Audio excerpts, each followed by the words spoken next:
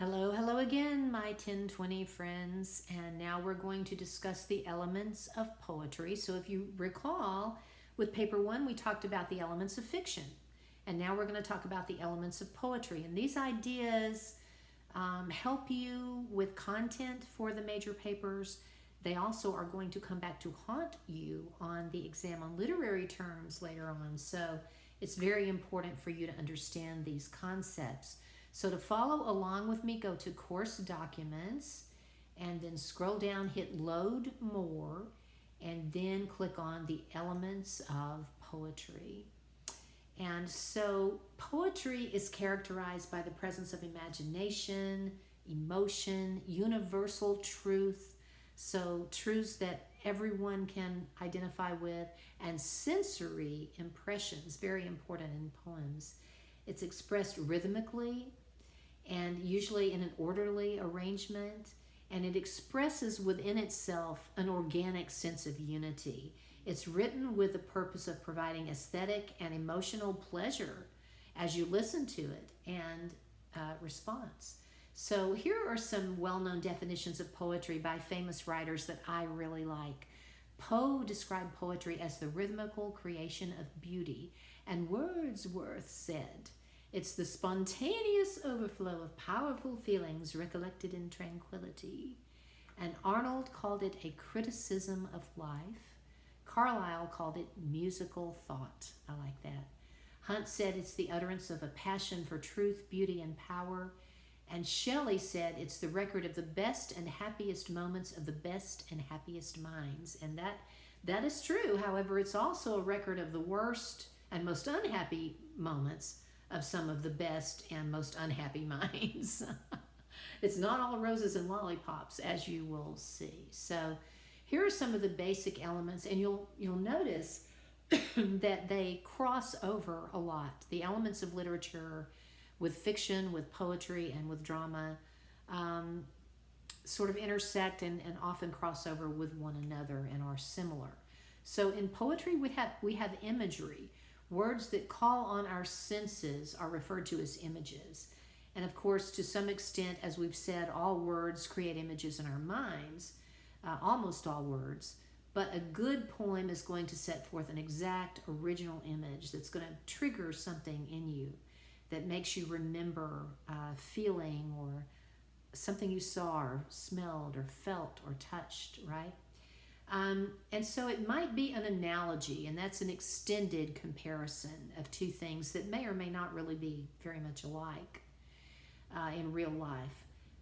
Poems can also contain personification. So think personification. Think my cat, Princess Fufu, because I personify her on her Facebook page.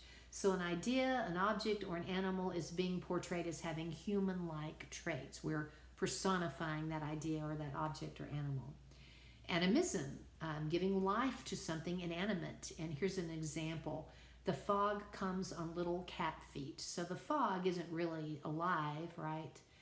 But we're imagining it coming quietly on little cat feet. Apostrophe, that's another element of poetry. Now, we're not talking about the grammatical mark, right, an apostrophe. We're talking about, in poetry and literature, the example of addressing someone who isn't there, who's absent, or something non-human.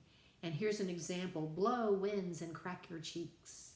So, the wind isn't human, but we're addressing it as if it is. Rhyme, we know that's the repetition of similar or identical sounds, and there are two kinds of rhyme. So this is going to come back to haunt you along with personification and imagery on that exam on literary terms later on. So true rhyme is an exact rhyme. The words sound exactly alike, like day and way. Slant rhyme is close, but it's not true. So it's not a totally identical sound. So, for example, move and love would be an example of a slant rhyme. These words sound somewhat alike, but they're not identical. Move and groove is a true rhyme. They're identical. Love and above is a true rhyme, but move and love is a slant rhyme. Internal rhyme, words within a line that rhyme with each other. And then alliteration. This one's going to come back and haunt you on that exam later on. So alliteration is repetition of the same sounds at the beginning of words. And I just did it with same sounds. So a dream deferred. Hear the D sound being repeated. It's just a little technique that a writer can sprinkle in that makes the sound of the wording more pleasing to our ear. Now you have assonance, and that's a similar internal vowel sound. For example, scream and beach. And then you have consonants, a similar internal consonant sound like leaves and lives. And then you have a cacophony, and that's a harsh, non-harmonious sound often produced by the use of hard consonants. Now, in my little church in East Ridge, we had Miss Eva Epperson, who was our lead soprano, and as my father used to say, Miss Eva couldn't carry a tune in a lard bucket. She was always about that much off key and singing really loudly. And then we had the organist and the pianist. Now, the pianist played things as they were written, but the organist did not believe in playing minor chords because she thought that they were just mighty dull, as she used to say, and depressing. So she just refused to play them. So the result was cacophony, right? And then you had Brother Woody, who was our choir director. Now, he had no formal training. He was, bless his heart, he was a wonderful man, but he had no formal training in music. And so he would stand up and he would do this to keep the rhythm. It was like he was washing an imaginary window. And if he wanted you to go faster, he'd do that. And if he wanted you to slow down, he'd do this, right? So it was utter cacophony. You can imagine with a song at Christmas like We Three Kings, that's all minor chords in the verses, you know, and Miss Eva on the soprano, harsh, non-harmonious sounds. But euphony is language that feels harmonious and pleasant. And then there's a technique like onomatopoeia. That's just fun to say. Say it, onomatopoeia. It's so fun. So it's words that sound like their meanings, like hiss, bang, pop. That's an example of onomatopoeia. There are many, many other examples of techniques and basic elements like that in poetry and in writing, but these are some that you could actually look at and see in the poems that we're reading and talk about in paper two in a paragraph on various techniques. So now meter and rhyme. We know that any word or part of a word produced in speech by one breath is commonly known as a syllable. Well, in poetry, we have an accented syllable. That's the syllable that's stressed in a word. And we use that diagonal to mark the accented syllables. And then we have syllables that are unaccented, and you use a U. It's almost like a lowercase u, actually, to mark those. So a foot is the basic rhythmic unit of verse, which normally consists of one accented syllable and one or two unaccented syllables. A line consists then of more than one or more feet. And scansion is a term that means the process of figuring out the dominant rhythm in a poem. So how many feet are there, you know, what syllables are accented, what are unaccented syllables. So in that exam on literary terms, you will need to know the meaning of that word scansion. So we have different kinds of feet. We have iambic, today. So see how the last syllable is the accented one. We have trochaic, daily. So the first syllable is accented and the second one is not. Anapestic, intervene. The first two syllables aren't accented, the third one is. Yesterday is dactylic. So the first syllable is accented, the second syllables are not. Now, I will not ever ask you to identify the feet. You know, I won't ask you to remember those things. But I do want to introduce you to these ideas, and I will ask you what scansion is. So the process of scansion is where you're going to mark the accented and unaccented syllables in a line. So the accented ones, you're going to put a diagonal over the part of the word, the syllable that's accented, and a little lowercase u over the ones that are unaccented. And then you identify the foot. Is it iambic, trochaic, anapestic, dactylic? You're going to count how many feet are in each line and identify the line. Where does it begin and end? So remember, scansion is not an exact science. It's one way of describing a poem's rhythm. And also, perfect regularity of rhythm is not necessarily a requirement in judging the quality of a poem. So you and I might sit down and scan the same poem, and there might be some slight differences there. And just because a poem has perfect rhythm, this doesn't mean that the poem is any good, right? My husband has written poems for me, and I have to be quiet because he might hear this, and we wouldn't want to hurt his feelings. I mean, it's the thought that counts. But they have a perfect rhythm just like this. And they are so awful that you just want to scream. So keep that in mind. Symbolism. A symbol is an image, hope you didn't hear that stands for something else and that suggests two or more simultaneous levels of meaning. So it could be universal. It could be a situation where the associations are common enough to be considered universal. Everybody is going to get them, right? So maybe numbers or weather. We all understand if we're writing about a gray sky that that's symbolic of something maybe depressing or dark. Cultural. So the associations in a cultural symbol are common to a particular culture or group. So an example would be a flag. Now, I spent 3 months in a study abroad program in Ireland some years ago. And when I was little, my brothers, I had 2 older brothers. Sadly, they're both deceased now, and I miss them so much because they were wonderful. But they used to tease me, and because I was the only person in our immediate family with red hair and freckles. And when I was little, I had bright orange red hair and big, huge freckles. And so they would say, you know, you're the only person in our family who has freckles and orange hair. And actually, my father had 2 sisters who were redheaded and freckle-faced, but they wouldn't say that. And they'd say, we don't want to upset you, but the truth is that Mother found you floating in a basket in the Tennessee River. And you actually came from an island full of spotted orange-haired people far away and over the ocean. And she found you and felt sorry for you and took you in. And I was like, you mean I'm adopted? And they'd be like, yes, but you can't ever tell her that you know the truth.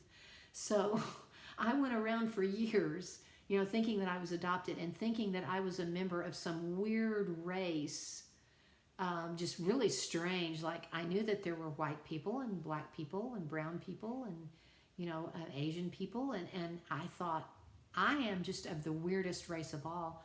Orange-haired, spotted people who come from this island. And it really did a number on me there. Well, when I went to Ireland, I had found the land of the orange-haired, spotted people. Everybody around looked a lot like me. I was like, wow. And I had a great time there for a while, you know. But then I kind of became homesick. And one day I went to the Phoenix Park in Dublin, and I came walking by the home of the American ambassador, and there was waving the American flag, and I was just like, oh, you know. So it was that cultural symbol that just really melted my heart when I saw it. A contextual symbol derives meaning within the context of the given work. So for example, the apple in Genesis, we sort of get what it represents. And then numbers can have meaning. So 0 for eternity because it's never ending. 1 for unity or divinity. 2 for marriage or conflict. 3 for life and death, struggle, solution of the conflict. 4 for earth, elements, seasons, order. 5 for humans, the senses and justice. 6 for creation and the soul. 7, sort of a number of mystery, of order and harmony. 8, eternity, regeneration. 9, perfection and truth, and 10, a completion and return to unity. Colors have symbolism. They have connotative meanings, associations. And they can be positive and negative, right? So white, the positive connotation might be innocence and purity and light. The more negative connotation might be paleness and ghost and something eerie. Yellow, positive might be the sun, wisdom, light, again. Negative might be cowardice. You've heard that phrase, yellow-bellied coward. Red, so you might think of blood, you might think of passion, you might think of war or temper. And I would urge you to be careful because I have red hair, and it's a big old lie that we redheads have a temper. We don't. It's a total lie. Totally a lie. Purple, royalty and martyrdom. Gray could symbolize age, death, winter, or it could symbolize, the wisdom that comes with advanced age. Black could symbolize darkness or death, mystery, determination, depth. Blue, the sky, truth, purity, wisdom, or sadness. You're blue. Green, fruitfulness or jealousy and envy, right? So be aware that when poets are using color in a poem, there can be underlying meaning, and this all gives you material to write about as you explicate your poem for paper 2. Other common symbols, water. So this is representative of purity, of birth, of baptism maybe. The sea, of spiritual mystery, rebirth, the unconscious. Also a force that is really powerful that may overtake us. The rising sun, birth, enlightenment, a new day. The setting sun, death, an ending, a resolution. Circle, wholeness, unity, and fusion. Wind, the spirit, the soul, inspiration. Garden, paradise, innocence, fertility. Freudian symbols, so extended objects, knives, swords, and spears might relate to males. Concave objects, caves, rooms, and bowls might be symbolic of females. So again, denotation, connotation in poetry. So remember, denotation equals the dictionary meaning, the literal meaning of a word, but connotation refers to all the associations and the emotional overtones that that word carries with it. So the first task in understanding a poem is to thoroughly consider the words being used. What is the connotative meaning? Not just the dictionary meaning, but the associations with the words that we make in our minds. And a lot of words have multiple and even conflicting connotations, as we've just seen. So structure and form in poetry, and we're going to devote some discussion board activities to this so that it becomes solidified for you. But we have narrative poem, and that concentrates on the action, the telling of a story. So it might be epic or ballad, but those are narrative poems that tell a story. Dramatic poems concentrate on dialogue, or they present a scene or series of scenes. So a dramatic monologue would be an example of a dramatic poem. Lyric, also called descriptive or expository, is characterized by a preoccupation with emotions, ideas, and sort of the poet's state of mind. So when you're writing, you want to think, what category does my poem fall under? Is it telling a story? Is it dramatic? Is it lyrical? Is it a combination maybe of some of those forms? And then sonnet, that's going to come back to haunt you on that exam on literary terms. A sonnet is 14 lines of iambic pentameter, and there are 2 types. The Italian sonnet, also called the Petrarchan, and the English, also called the Shakespearean. And I believe we are reading at least 1 or 2 examples of sonnets in this unit. So that, my friends, would be the elements of poetry. Use these ideas to help you in your writing of paper 2. Thanks for your patience. Have a great day.